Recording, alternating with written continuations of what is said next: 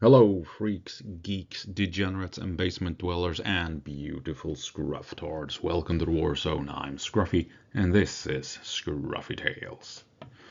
And it's that time again to piss off the Vatniks and highlighting that Ukraine can actually win the war at Pokrovsk.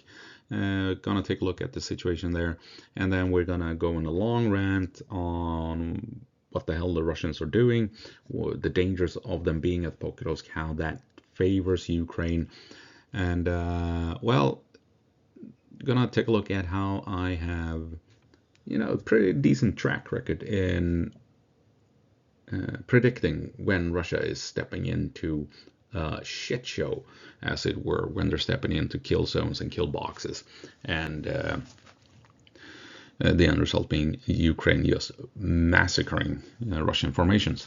So that's the video at large. So let's take a look at it all, shall we? Let's piss off some botniks. Right, good morning. Let's take a quick look at the front line. Sumy Oblast, Ukraine is making gains. We already knew this. Up in Sumy Oblast, pushing Russia back to the border, making moves on Oleksivka. The Russians are holding this small village still, but as we know, they moved troops out of the area down to Pokrovsk instead. So Ukraine should, over time, be able to make some more gains. Down at Vovchansk, outside of Kharkiv, Russia is south of the river, and as you can see here, Ukraine is bombing Russian positions. Russia is contesting this big factory here.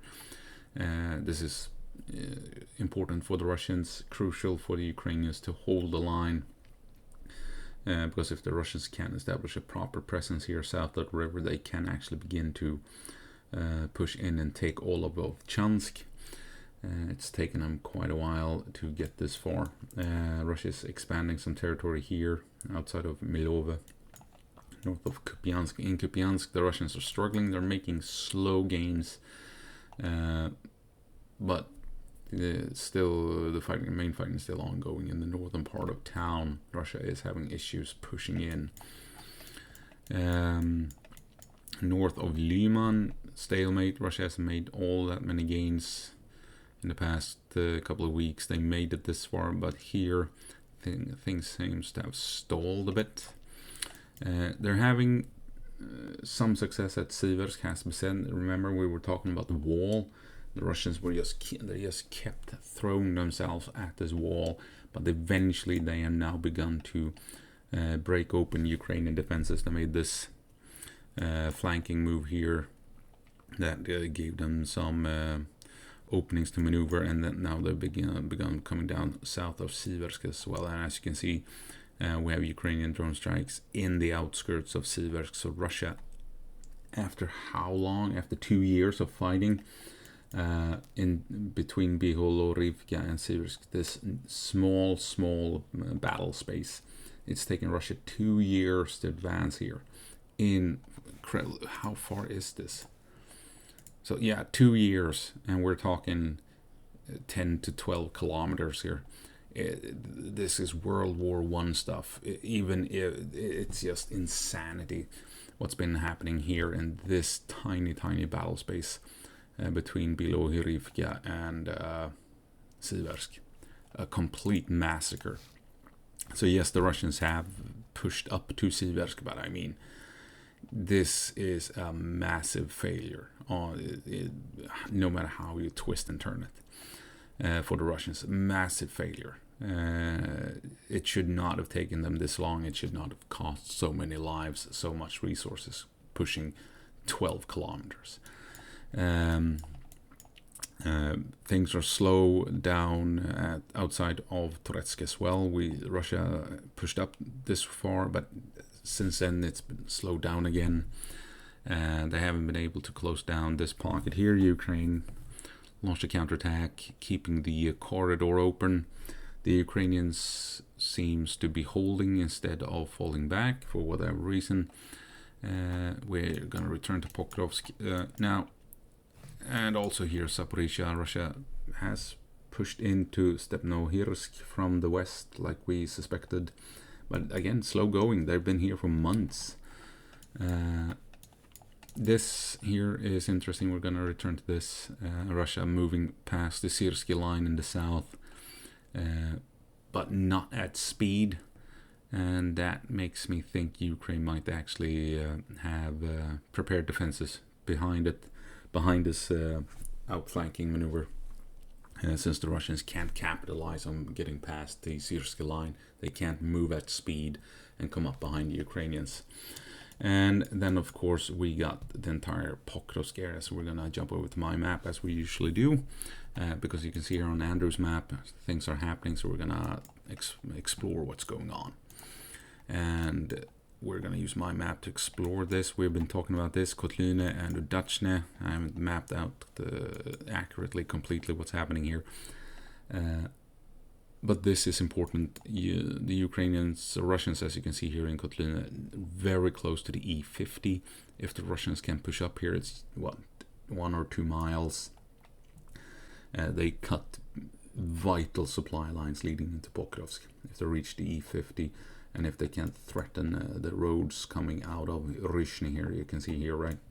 So if the Russians can come up here to this area, they cut 2 vital supply lines into Pokrovsk, and then the Ukrainians are basically left with the supply line coming through here and then coming into Pokrovsk. Since the Russians are at Rudinsky, it maybe smaller vehicles can make it past here at high speed. I doubt they're using trucks. With the Russians this close and with the drones flying in and around Rudinsky. You never know, maybe they do. But with the Russians in Kotlyne, this is a big issue for the Ukrainians, absolutely.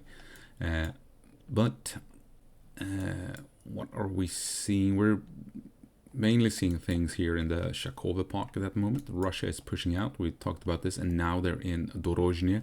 We're seeing Ukrainian counterattacks in Dorozhny. So the Russians has pushed in. And since the Russians are coming out this way, I think that lends credibility to the claims that Ukraine is contesting this hill. Because the Russians, they want to break the encirclements, and since they are trying to move around the hill to the west, kind of suggests that they can't move across the hill, suggesting that Ukraine is in the valley here, and that Ukraine is contesting Mayak and potentially even these fortifications up on top of the hill itself. So the Russians, they can't move north to reach Chakova, so the troops in Chakova are trying to break out, and they're trying to break out by going around the hill to the west and coming down at Dorozhny to push southward towards the Rudinsky pocket. So I think that this push lends credibility to the claims by Andrew Perpetua, Mayakovsk 73 and others, Deep State, that Ukraine is indeed applying pressure on this hill from both the west and the east and contesting these territories. So the Russians are trying to bypass the hill, since this is where you have lots of Ukrainians. And of course, we see on multiple maps now as well that Russia is pushing into this area. Most mappers only have this part here as under Russian control, but ISW has a much larger area as under Russian control. And we're also we've seen last week some Ukrainian drone strikes in the area in these windbreaks, which seems to suggest that yes, indeed, Russia has pushed into this corner here and tried to push up along the roads here to link up with their forces in this factory. This factory has been under Ukrainian attack for a long time, and the Ukrainians can't clear it out of Russians. This is a Russian stronghold, and by the looks of it, Russia managed to push up to the west of Novoekonomichne and reach the factory. And as you can see, that's a concern. If the Russians have control of this territory and Ukraine can't move through, that means Ukrainians over here are cut off, and to some extent Novoekonomichne is also cut off. They can still move logistics through here, but it's a narrow approach point, and Russian drones will probably be hunting Ukrainian vehicles up here, trying to push into Novoekonomichne. And we also have confirmed Russian presence here.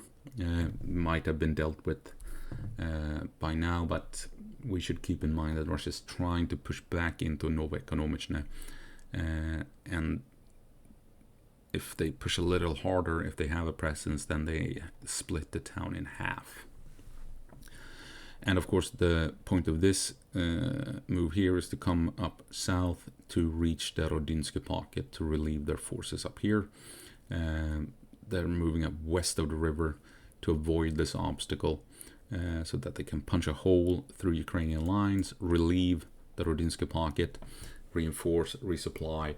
At the same time, the Shakova pocket is trying to punch through south to also reach the Rodinsky pocket. And if both these breakthrough maneuvers work, Russia has established a what do you call it? A cohesive line again, right? The pockets are broken open. Russia has contact along the front line. They can move in reinforcements, supplies, and what have you. So they have a cohesive front line again west of the river. So that's that. Russia is trying to push up to the east of Shakove, reaching Sofika. That would narrow Ukrainian options to supplying Shakove. Ukraine can push into this, whatever this is, quarry or limestone quarry. Don't know what it is. We know Russia's had a presence. It's unclear if they're still up here in this small part here. But if Ukraine can move through here, then they can supply Shakova. This is a big hill, but this road here, it's on the right hand side of the slope basically, so it's difficult for Russians over here to engage any vehicles moving down this road. Obviously there's the drone threat, but Ukraine can move down this way into Shakova if they do secure this part here. So even if the Russians come up to Sofika, Ukraine still has options in supplying Shakova. I'm going to show you though. Let's go through the 3D map. It's a bit interesting. If I can actually find where we're at. Here we go. Sofika and Shakova. Here you can see what the Russians are up to. They want to push up to the river here at Sofika. Because as you can see, if they do that, they can open fire along the slopes from the eastern part, from the eastern side of the river, straight across at anything the Ukrainians are trying to move down from the north into Shakova. Here you can see that road I was talking about on top of this hill. And as you can see, it's on the right hand side of the ridge, so Ukraine can actually move relatively safely across this hill into Shakova if they can get past Russian positions up here in this whatever this is, quarry area. So I'm not super worried about Shakova yet, but we've talked about Shakova in the past, that this was the main objective of this push north. And I've been worried about Russia having a presence here ever since. Because Russia is on the high ground, they can now push into Shakova, and Russia is moving up forces to the east here, and there is an effort to put pressure on Shakova quite clearly. And if the Russians do manage this, you can see here we have, let's take a look on the topography map. We have 1, 2, 3, 4 bridges in the Shakova area that the Russians want. You have another bridge here south, and I think it's Pankivka, and at Sofivka, Toretskia, you have a 6th bridge. So you have 6 bridges in the Shakova area that the Russians are after. So if the Russians can move in on Shakova, they can start bringing troops and manpower, resources, everything they need across the river into Shakova, up on these hills, and then they can start planning for operations north to the Syrsky line, west to Dobropilia, or south toward Pokrovsk and Mirnorad. So the breakthrough operation north was always about primarily getting into position to taking Shakova. Like I made videos about in the past, that the breakthrough operation northward was actually a success for the Russians, even if everyone was talking about the encirclements, the Kucherov Yar, and the elite Ukrainian units moving in and putting a stop to the infiltration units and what have you. The primary objective of the Russians was to secure the high ground and be in a good position to push on Shakova. And they're now trying to push that advantage by coming up to the east here and narrowing the approach points for Ukraine into Shakova.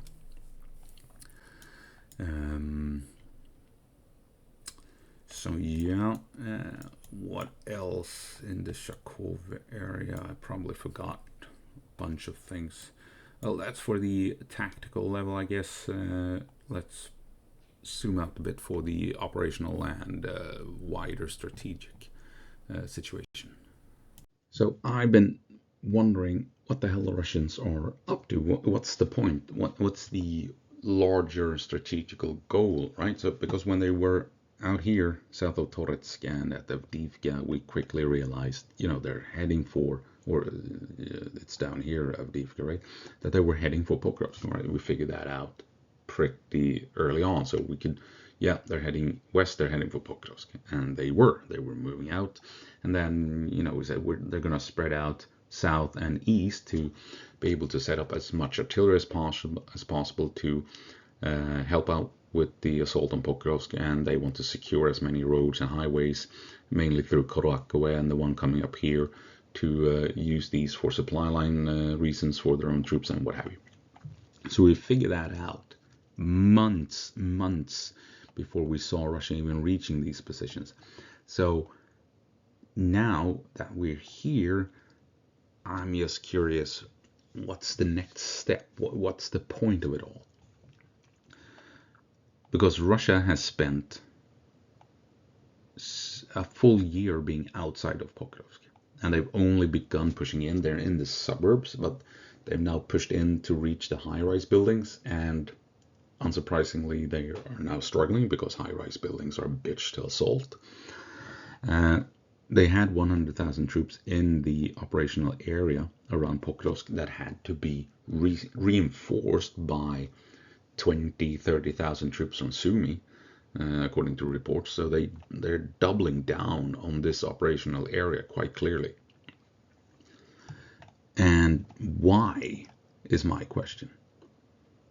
They haven't entered Pokrovsk or Mirnorad yet. They haven't entered Dobropilya yet. They have to take these three small cities, larger towns, if they want to have any success in this area. And if they do that, they still haven't broken through the Syrsky line, right?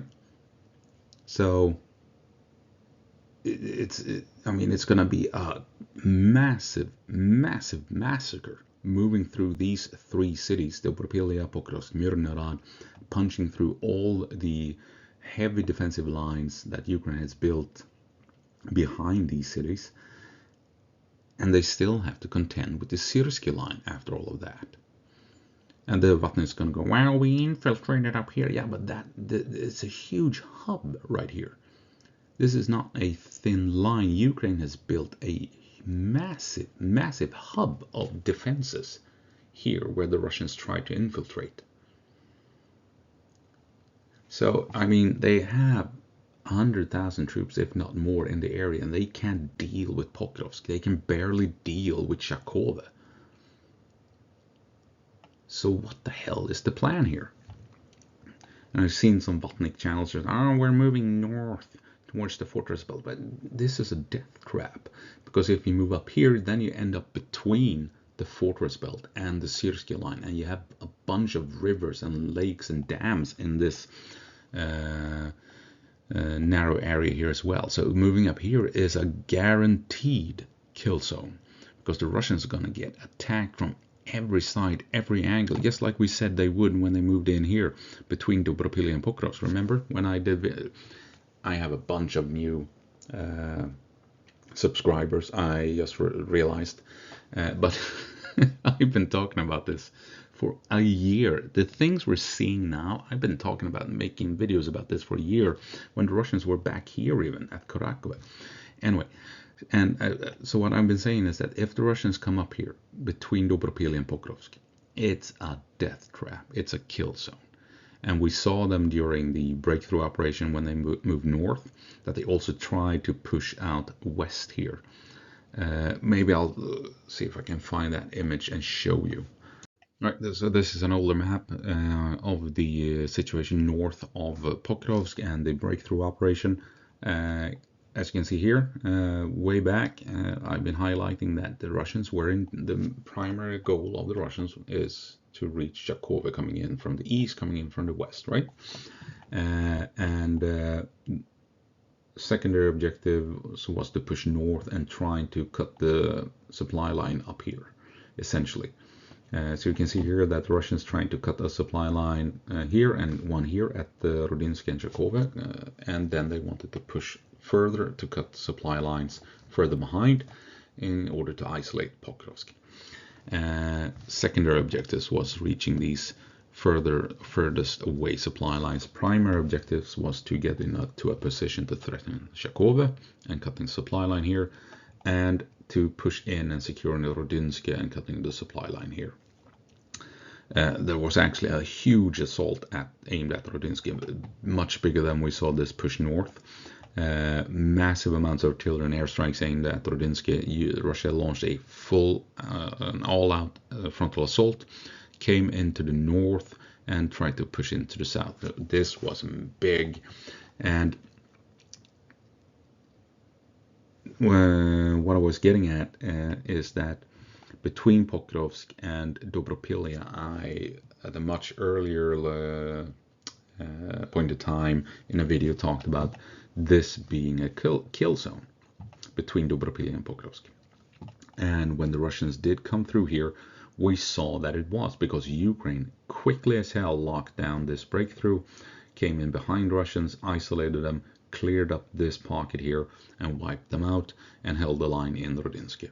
Because, like I said, and the Vatniks were furious at me at the time when I pointed out that if the Russians came in between Dobropilia and Pokrovsk, they would enter a kill zone. Vatniks, I was correct. And I also predicted basically to 100% about a week before the breakthrough operation what the Russians would do in order to try and advance through Ukrainian lines. So yeah, anyway, so kill box here, we saw how effective it was, and if they want to move north between the fortress belt and the Sirsky line, it's gonna be the exact same thing, right? Right, so we pointed out that coming through here, it's a death trap, it's a kill zone. And same thing if they're moving up north. If they're gonna try and move up here, it's gonna be the exact same thing on a more than likely a much bigger level, because the fortifications here are much more extensive, and same thing goes for the Ukrainian lines here. The Russians, they don't want to push north between the fortress belt and the Sirsky line. It's gonna be a huge disaster, a massive disaster. So, and all of this combined makes me wonder what the hell the Russians think they can achieve here, right? And this is also why I've been saying for a year that Pokrovsk and the surrounding area, with Dobropilia included, this will be the battlefield that can actually decide the war and that can allow Ukraine to crush the Russian army in Pokrovsk and the surrounding area. And we're seeing it, right? I've been saying this for a year, that this is the battlefield where in combination with Kursk and Sumy, this is the battlefield where Ukraine can properly crush the Russian army. And we're seeing it happen. We're seeing it happen. I'm just fascinated. I mean, obviously the Russians have orders from political leadership in Moscow to secure the entirety of the Donetsk Oblast. And the Ukrainians know this, and they have built their defenses accordingly. They know that the Russians are going to push into Pokrovsk and Dobropilya. They know the Russians are going to make a move on the fortress belt, because the Russian generals have orders to secure the Donetsk Oblast at minimum. And I'm guessing that the Russian generals, they're like, oh shit, we can't do this. This is a bullshit order, but they're going to try it anyway. Otherwise, they might get thrown out of a window. Because I'm fairly certain that what the Russians really want to do is continue on this push here. We've highlighted this before. They're outflanking the Syrsky line in the south. This is what they should be doing. It's the smart move. It's what you historically do when faced with a properly built defensive line. You move around it at the edge to outflank it, come up behind the enemy, and start maneuvers behind the defensive line. And the Russians are trying this. Problem is, the progress is so slow. The Ukrainians have seen this coming for months. When the Russians were moving down here, the Ukrainians have seen the Russians coming up south of the Syrsky line, and now they're seeing slow gains, 100 meters per day on average, moving past the Syrsky line. So of course we can expect the Ukrainians to have built additional defenses behind the Syrsky line, ready to trap the Russians in another kill box. Now, if the Russians really wanted to push in and do damage to the Ukrainians, they would move huge amounts of the resources up at Pokrovsk down here to break through properly, advance at speed, gain territory before the Ukrainians have a chance to build defensive lines, right? And begin to unravel the Syrsky line from the south, making their way north behind the Syrsky line, and from here begin making moves to threaten Pokrovsk properly. Right, so force the Ukrainians to build defensive lines up here instead of down here. But now the Russians, they're just crawling their way through here, more than likely giving Ukraine all the time they need to build additional defensive lines so that they can box in the Russians here, creating another deadly kill zone. All the Vatniks, I just want you to remember, whenever I have mentioned and pointed out a potential kill box, kill zone, I have been correct. Whenever I said that the Russians are more than likely stepping right into a kill box, that has happened. I just want you to remember that. I was correct with Sumy. I've been correct about it all over the place here at Pokrovsk. And now I'm telling you, there's a big chance that the Russians are walking into another kill box right here, because they're not advancing fast enough. I don't understand what the Russians are doing, but I think it's political leadership that is fucking up for the Russian generals. The generals probably know what they really want to do, right? They really want to advance down here and not get stuck in the meat grinder here. 3 large cities, massive amounts of Ukrainian fortifications, a big fortification line. The Russian generals, they don't want to fight up here. They want to move here to, at speed, make it past Ukrainian defensive lines and begin operating on open territory. But political leadership is more than likely forcing them to focus on Donetsk Oblast, and more than likely, why haven't we taken Pokrovsk yet? And the generals are like, motherfuckers, they're killing all of us. I'm almost 100% guaranteed certain that this is what's happening. So the Russians are now stuck trying to push into these 3 cities, Pokrovsk, Mironara, Dobropilya. They're going to be wasting 40, 50, 60, 80,000 troops pushing in here. Then you have as many troops dying, punching through all the heavy defenses, and then they have to deal with the Syrsky line.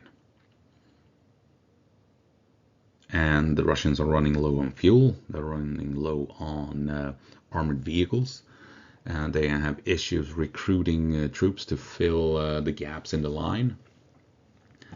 They're moving troops around the front line to reinforce Pokrovsk, right? So they don't have the manpower needed to apply pressure along the entire length of the front line like they used to. And everything is being moved here into the Pokrovsk operational area. And like I've been saying for an entire year by now, Pokrovsk is where Ukraine can crush and destroy the Russian army. And with a little bit of luck, this is where Ukraine can actually win the war.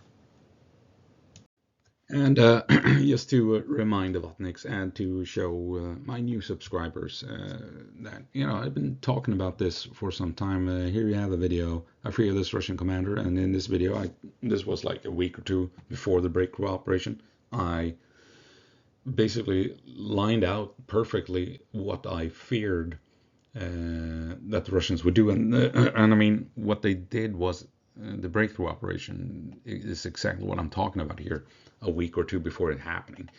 And then I made a couple of videos about the Russians being outside of Shakov, and that this was indeed the main objective, getting up on the high ground here and coming up to the east and west of Shakova, and they're gonna be pushing for Shakova, right? And I've been talking about Pokrovsk for a long time. Take a look, 9 months ago, Pokrovsk will become Stalingrad 2025, and Ukraine can win. And this is a bit fun. 2 months ago, Syrsky line could break Russia. Take a look. This is from this video. Recognize this? Kind of looks very similar to something I pointed out in this video, right? How in Russia coming in between Dobropilya and Pokrovsk, it's a kill box. And they tried to move into the north like we showed you. Didn't work, did it? They've been trying to move north, but with some issues, right? So yeah, I mean, I've been talking about this for a long time. Pokrovsk being a very tough nut for Russia. Ukraine can utilize Pokrovsk to win.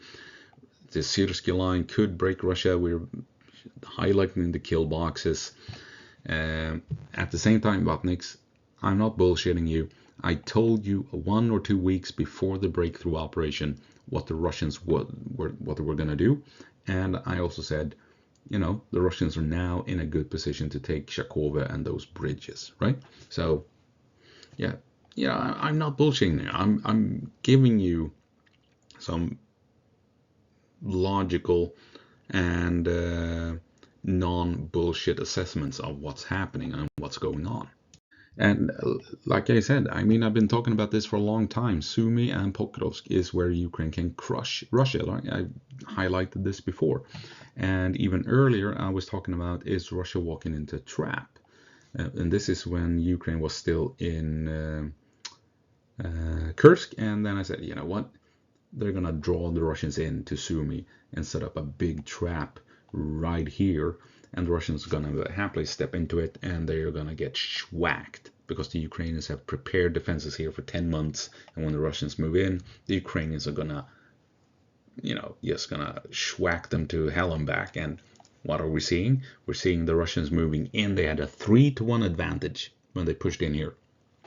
And Ukrainians locked them in place, fixed them in place, and started working on the flanks, mainly here in the west. And they're now pushing the Russians back. Right? Like we predicted. So, Vatniks, I'm not bullshitting you. If I'm saying there's a kill box, there's a high chance that there is actually a kill box ready and waiting for the Russians. And to all my new subscribers, I have a decent track record in predicting things happening 1 or 2 months in advance. Yeah, that's going to have to be it. I've been talking for way too long this morning. I hope you found it interesting. I hope I'll see you in the next one. As always, go po march, Ukraine, and give them hell.